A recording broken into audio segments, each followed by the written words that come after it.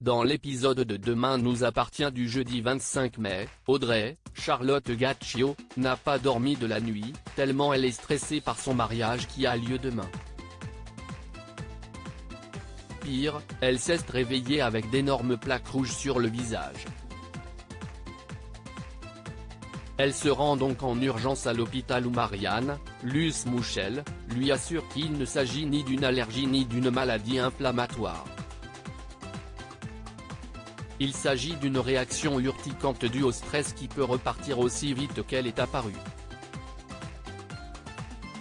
À son arrivée au Spoon, elle cache son visage qu'elle juge défiguré mais Bart, Hector Langevin, la convainc qu'elle n'a presque plus de traces.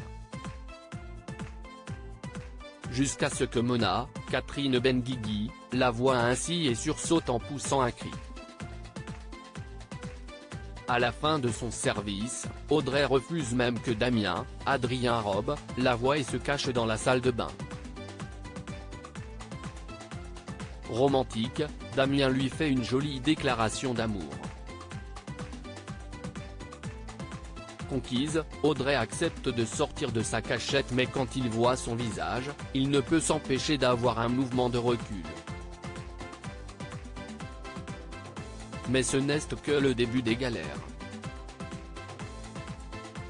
Alors que Jordan, Maxime Lelu, et Jack, Dimitri Fouque, apportent les décorations de mariage au restaurant géré par Tristan, Mathieu Alexandre, ils y découvrent une brigade de pompiers. Ils viennent d'éteindre un incendie qui a pris dans les cuisines à la suite d'un court-circuit.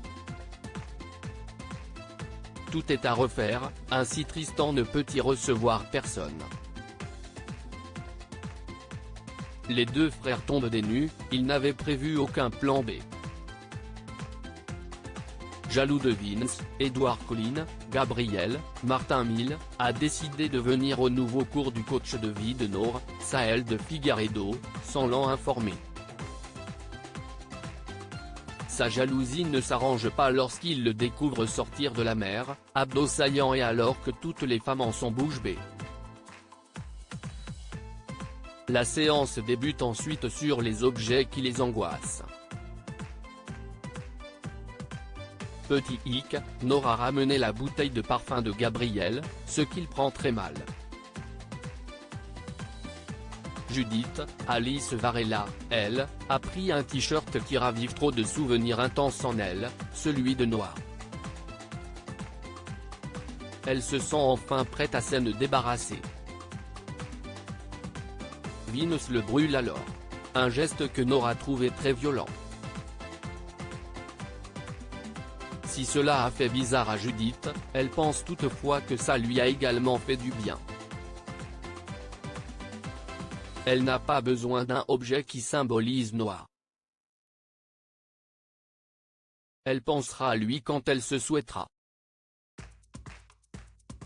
Simon est-il le complice de Vanessa? Martin, Franck Monsigny, déboule dans le bureau du procureur mais se sachant sur écoute, celui-ci évoque sa désapprobation de la relation entre le commandant et Raphaël, Jennifer Loret, tout en notant sur un post-it un lieu et une heure de rendez-vous. Lorsque les deux hommes se retrouvent, Sébastien passe aux aveux. Toutefois, il le rassure, il n'a pas brûlé le scellé mais l'a mis à l'abri. Martin décide de mettre le procureur et sa famille sous protection policière. Reste à trouver qui est le complice de Vanessa, Victoire d'Auxerre. Elle n'a plus que son père, un homme très âgé en fauteuil roulant. La seule personne qui lui a rendu visite est son avocat. Raphaël a d'ailleurs confié à Martin qu'elle pense que la rose tigrée retrouvée à son cabinet vient de Simon, Sofiane Francine, qui a l'habitude de mettre la pression aux parties civiles. D'ailleurs, Georges, Mayel El Ajaoui, a localisé les appels du maître chanteur de Sébastien. L'un d'eux a été émis depuis le palais de justice où il est impératif de s'identifier. Un nom a donc attiré l'œil de l'enquêteur, celui de Simon, qui n'a aucune autre affaire en cours et n'avait pas de rendez-vous. Martin en déduit qu'il devrait garder un œil sur le procureur pendant qu'il faisait ses repérages. Pendant ce temps, l'avocat est d'ailleurs en train de préparer sa cliente.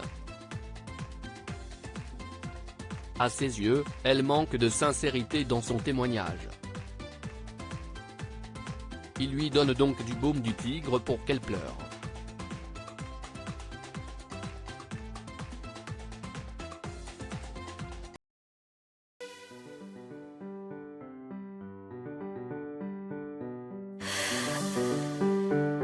나